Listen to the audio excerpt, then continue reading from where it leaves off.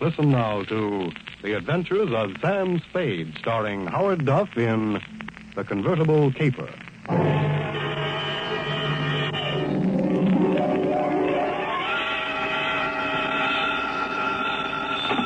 Sam Spade Detective Agency. Me, sweetheart. Sam, I knew you'd have the courage to come back and face it. Well, I'm back, Effie. What shall I face first?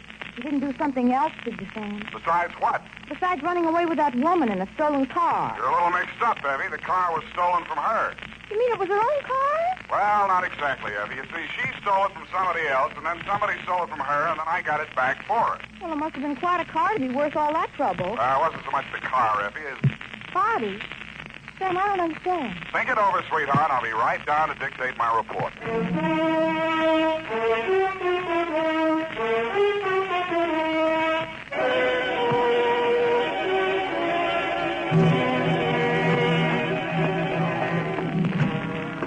Oh, Sam, look at you. Can't you take no for an answer? And just what do you mean by that, Miss Perrine? Claw marks on your face. Wrong again, sweetheart. She said yes, I said no, hence the scratches. I knew she was that type the minute she walked into this office. That ankle bracelet and green nail polish. Green nail polish. Well, puce colored. This one goes to homicide, Effie. Oh, not another murder, Sam. What else? To Detective Lieutenant Dunne from Samuel Spade with license number 127596. Subject, the convertible caper. Dear Dunne, it had been a dull morning, but just before lunchtime, things began to brighten up. Her clothes looked like money, and what they were wrapped around looked even better. She eased herself into the chair I pushed up for her, rattled about $1,000 worth of charm bracelet at me, and after she'd arranged her legs, mouth, and eyes to our mutual satisfaction, she allowed me to hear the sound of her beautiful voice. I do not know whether you will be interested in my case or not, Mr. Spade. Put your mind at rest, Miss Estrada. Estrada. Who knows? Perhaps I am merely a waste of time. My time is your time as you stay in the States, Mrs. Estrada. Oh, you are very simpatico, very kind. Yes. Entonces, my automobile has been stolen. When and from where? Last night, after midnight, while I was checking in at the Hotel San Rafael, where I am staying, I foolishly left it parked outside with the keys in it. Have you reported this to the police? No. I suggest you do. No. No? No. Well, why not? Because I stole it from another. Oh, I see. No, but you do not yet know all. If the police find the car and notify the one from whom I stole it, then that one will know that I am in San Francisco. And that's bad. Ah, he must be bad. If he finds out I am in San Francisco, then he will come here and kill me. That is why I must recover the car rapidly and without the police. You will be glad to help me. Be very pleasant, Mrs. Estrada, but hot cars are not exactly in my line. You wish that I don't think anybody would murder you just for stealing his car. Oh, not for the car, no. Already he tried to kill me once, twice, 3 times. So I take the car and drive away rapidly. Away from where? Mexico State of Chihuahua, where this pig resides who wishes to murder me. Why? Oh, he drinks. He becomes a beast. He accuses me of... Look here on my shoulder, the scar. Where already he cuts me with a knife.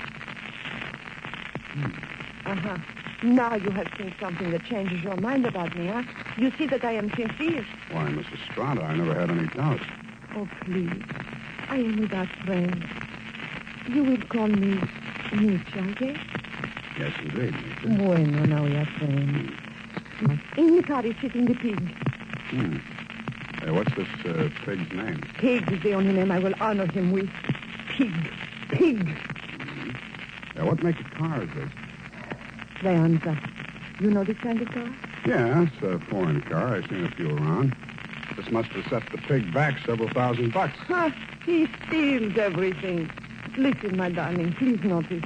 Around here is pink with blue fenders. Not anymore. That's the first thing a car thief changes, the paint job. Any other distinguishing marks? Distinguishing marks? Yes. I would think. It has a radio. You don't say. And it has 2 windshield wipers. Well, I'll buzz around, meet you. If I find anything, I'll let you know. My fee is... Yes. Yes, that is something else. I have no money. Oh, Oh, that's great. That's just great. But I am sincere. You said so. Look, my darling, keep this. It is worth very much. See? This little charm alone. Platinum set with diamonds. Worth very much. You will keep it until I pay you, eh? Adios, Father. Hasta la vista. She thrust the charm bracelet into my hand, bit me on the ear, and departed. I put a Band-Aid on it, ran some cold water over my head, poured myself a stutz like a bourbon, and examined the bracelet. The dangle she pointed out was a white metal disc with a monogram in diamonds, two vertical bars with a horizontal one on top. It was the Greek letter pi or the initials PT, depending on who had stolen it from whom. I knew it was at least worth my fee. I dropped it into my pocket and went out. My first stop was over on Mission. The sign on the building says, Masterpiece Auto Painting, Joe Rembrandt, proprietor. Sam, long time no see. Hello, Joe. Got something you want painted? No, but I think you may have painted something I want. Sam, you know me. They drive them in the front. We spray the paint on them and push them out the back. No questions asked. That's quite a turnover, Joe. Yeah, we're going big time. Got the exclusive now for the syndicate work in the hill. Is that right? Yeah. What are you looking for, Sam? A murder car? Could be. It's a custom job, foreign car, Deonza.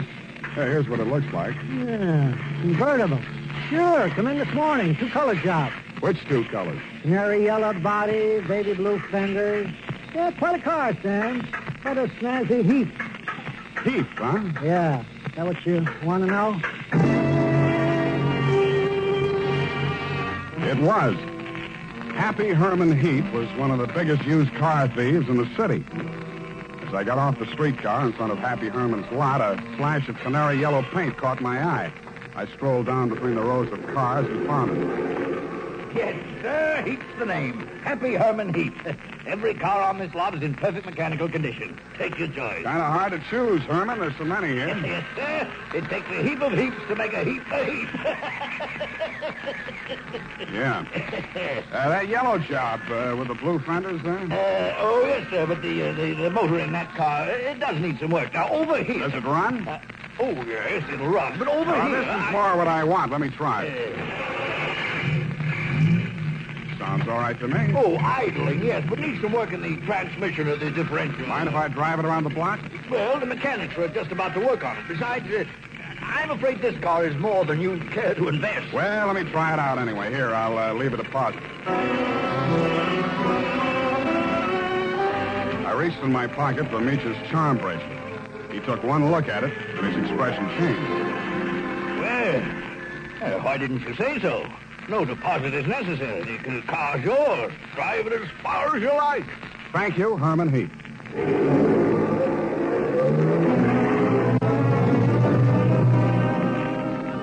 I took him at his word. I put the magic bracelet in my pocket, drove back to O'Farrell Street, parked in front of the San Rafael Hotel, slipped the doorman a buck to wash it for me, and went on into the lobby. The desk clerk said that Senorita Estrada had checked out 30 minutes before, leaving no address. I found the house dick in the bar and asked him for a rundown. Yeah, I remember her, Sam. Very nice dish. Any callers, Tiny? Yeah, two guys. Yeah? Went out when they came, ain't been back since. Who were they? You won't believe it, Sam. One of them was Tom Carey. What's he doing in San Francisco? He's wanted for murder. And I don't know, but there must be plenty in it if he brought him back across the border. He's staying here? Yeah, room 613. Uh-huh. Do me a favor, will you, Tiny? Anything at all, Sam. There's a car parked outside in the loading zone here. Stow it in the hotel garage for me, will you? Upstairs, as far out of sight as you can get it. I went upstairs and rang the buzzer at room 613. The door was opened by a little dark-complected man with hard eyes and Indian features. There was a mean-looking knife in his hand, but he put it away at a nod from Tom Carey. How'd you find out I was in town? Not from Meecha. I don't know how much she told you, Sam, but if she told you this much, she was 11. It's $1 million caper. And you know some of the things I've done for less. What's in it for me? What'd she pay you? Nothing. She left this charm bracelet in Hock. Now, boss, I caught him now. Shut up, Falcon. Give me that bracelet. Mine. Watch it, Tom. Don't crowd me. I got something bigger than this, or you wouldn't be here. All right, Sam, what do you want? I want to hear you talk. I guess you know I've been down Mexico way. I'm listening. I got a little business down here, garage business. Running hot cars across the border from the States? We cool them all. Little body work and his serial number, like plastic surgery. Sounds like a good business. You shouldn't be neglecting it. You met the dame. She says you want to kill her. I was off my trout. I scared her. I didn't mean anything. I thought I could scare her into sticking around. I'll let Parko nick her shoulder a little bit. Oh, just a little bit. Yeah. I figured her wrong. I know that now. If I could see her for 5 minutes just to talk to her, I know it'd be okay. I can't help you, Tom. I want to talk to her myself. Listen, she hasn't got a penny, only that car. She figures I'm peddling that. Not anymore. She already sold it? Some car thieves took it. She hired me to trace it. Listen, Sam. Maybe broke in a strange country. I'd look good to her again. Here's $1,000, Sam. Oh, this is so sudden, Tom. Nothing. When you see her again, give her that bracelet back, huh? It was a present from me. And whatever you do, don't find that car. Okay, Tom, it's a promise. Thanks, man. Only one thing I don't understand. You said it was $1 million caper. I meant that. She's worth $1 million to me, Sam. The girl, Tom? Or the car? Oh, I wish you hadn't asked that question, Sam. I really do.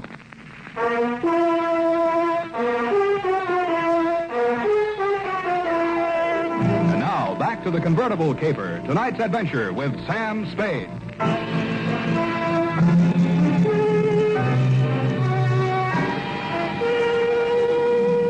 When Tom Carey said $1 million caper, he meant just that.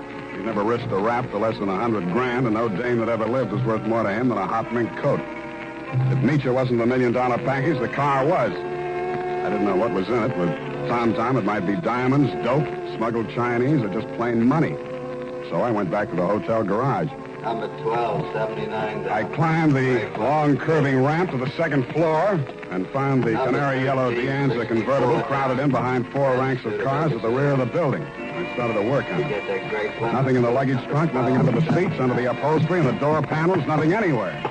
Then I got Tiny Stover, and the two of us went over it a second time. It's a cold lead, Sam. It's not, I know it's not. Now think, Tiny, what's different about this car? Well, solider built than most. Good body work. I don't know. Hey, here's something. What? There's a hole punched out of this fender over here. About the size of a quarter. Let me see that. Yeah, right here. It curves under, see? Yeah. What's that you got? Charm bracelet. Did you say this dangle on here was what was cut out of that fender? Let me see. It fits. Fits even the curve. Yeah. What does it mean, Sam? The dangle on the bracelet is solid platinum. Hey, Sam, are you trying to tell me the fenders on this heap are solid platinum? You got a pocket knife, Tiny? Yeah. Thanks. It shines. Sam, is this a hot car?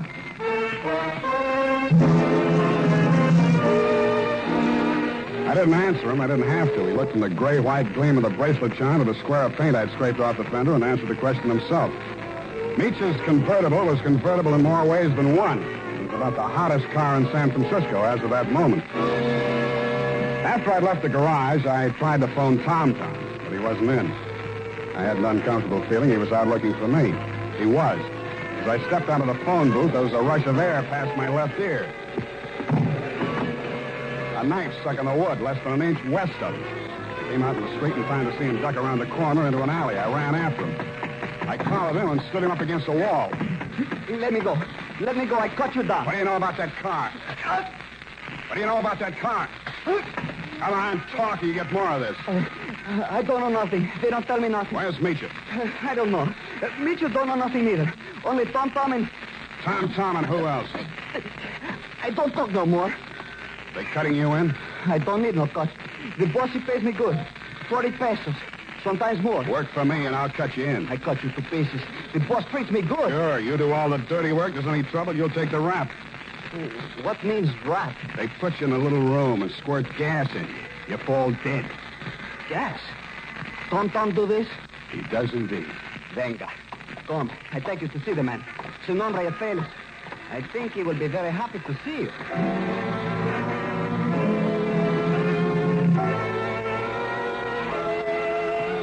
place Paco took me to was about as high on Russian Hill as you can get. The house was old, faced in brownstone, and had a high iron fence around it.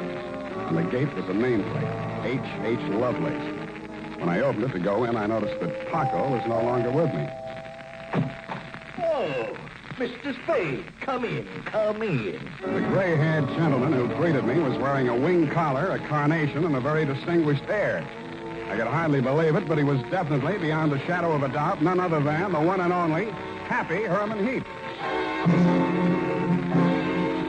Well, Mr. Spade, I see that you're surprised. I'm overwhelmed, Mr. Heap. Lovelace, that is the correct name. For my avocation, I selected my first and second names, the H.H., you know. My full name is Herman Heap Lovelace. About that car, Mr. Spade. Yeah, about that. I must own that you outwitted me. I was rather proud of my little device, the disc on the charm bracelet, you know. When you showed it to me at my business establishment, I naturally thought you were authorized to fix the car. Yeah, naturally. However, I'm not averse to enterprise in a young man, and I'm prepared to pay for my blunder. You said $1 million I still couldn't accept, Mr. Lovelace. Oh, why not? I was hired to recover that car for my client. It's not mine to sell. Well, it's certainly not hers. I don't care whose it is. All I know is that my client's life is in danger, and it has something to do with that car. Miss Estrada? Yeah. Excuse me one moment. Spade has arrived. Hello, Papa. That's all she said. And she stood there looking at me in that way that made you not care who she was double-crossing or why. Then she turned to Lovelace, alias Herman Heap. How much does he know? Alas, everything, I fear. He has agreed to our terms? Yes. Good. I must have my bracelet back now, Sam. Sure, it's right here in my... I reached in my coat pocket for the charm bracelet she'd given me to keep for her. It wasn't there. It wasn't in any of my pockets. I guessed that it was in one of Paco's pockets. Mitya watched me fumbling, her eyes blazing with anger. Fool, you have lost it.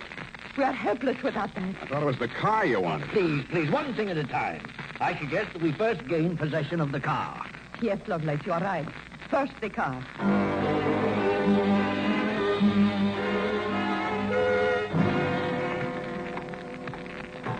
Ah, yes. This is the car at last. A princess in vulgar raiment, but still a princess. No royal coach carrying a king to a coronation ever held such riches. Hi, you talk too much. Oh, I do. Well, take your place at the wheel, Mitya. We shall drive out of here into a splendid future. After you, Mr. Spade. No, Mr. Heap. After you. Yes. Ironic, isn't it, that with all my varied interests, I've never learned to drive a car. Será tu poco, viejo. You seem kind of shaky, Mitya. You sure you can handle the car down the ramp? I'm very good driver, Guapo. Mitya, stop! Put on your brakes. There's a man coming up the ramp. Pig!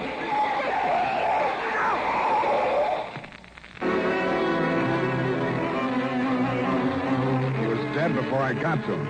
As I leaned over him, I saw the bracelet lying beside his hand. I picked it up and walked back to the car. Mitya and Herman Heap Lovelace were sitting in stony silence, glaring at each other. Is he dead? Yeah. Was the bracelet on him? I didn't look. Lovelace, go and frisk him. Must I? It's very distasteful to me. Come, Mr. Spade. You fool. We trust this detective. Go on. Very well. Get in, Sam. Get in. We leave him here. What's the matter? Is something wrong? Oh, nothing at all. Come back here! This is an outbreak! I mean, quick! Come back here, I say!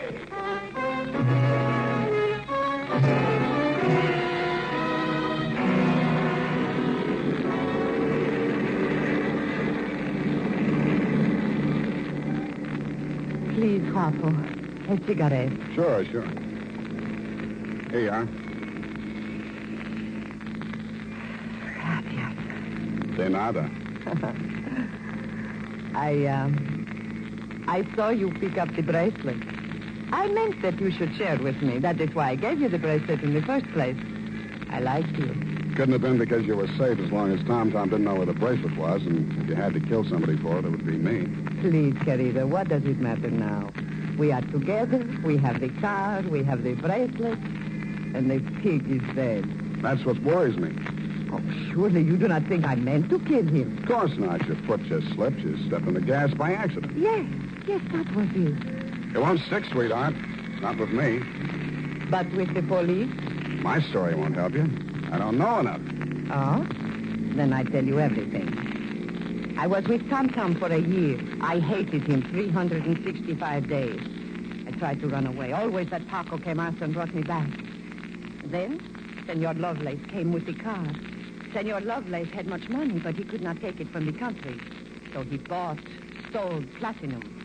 Some he received from refugees who had sent their fortunes abroad in that form. But there was no safe way to get it across the border. So for a cut, Tom had the platinum made into fenders and welded onto the car.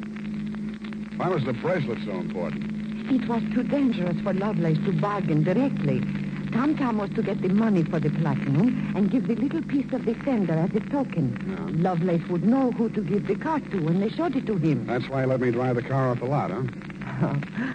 I don't care, darling, even if you tried to steal it. Now we understand each other, no? You are tough, too. Tougher than Tom, I think. Well, Now we have everything for ourselves, you and me. What do we care for the others, huh? you make a good pitch, sweetheart. You look beautiful while you're making it. But I don't like you driving. What do you mean? Pull over. I'm driving this heap back to the city. No. I said pull over. I won't let you do it. I don't care what happens. Take it easy. You want to kill us both? Sure, I will kill us both. We die together or we live together. Yes or no? You're nuts. Answer me. The answer is no. Bueno, you will see I mean what I say. The fog thinned out just as we rounded a bend in the road. There was a point ahead with a sheer 300-foot drop to the sea. She jerked the car away from the pavement and steered straight at it. I grabbed the wheel and twisted it. The car skidded on gravel and slid sideways toward the cliff. I got the door open and tried to yank her out with me. She held on and kicked me until I rolled free.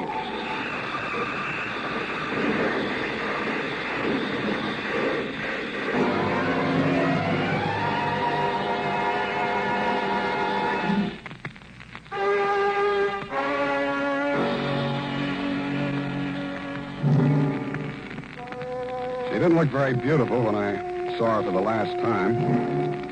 And the flashy convertible was a pile of junk. Very expensive junk, but junk all the same.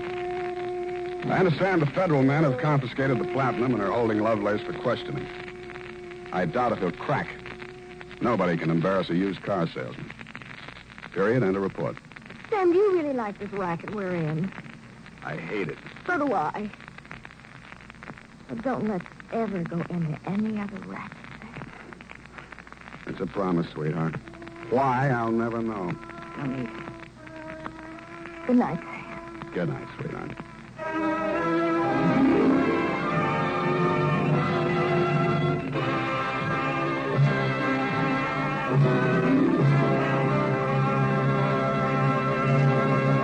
The Adventures of Sam Spade, Dashiell Hammett's famous private detective, was written for radio by Bob Tallman and Gil Dowd, with musical direction by Lud Gluskin.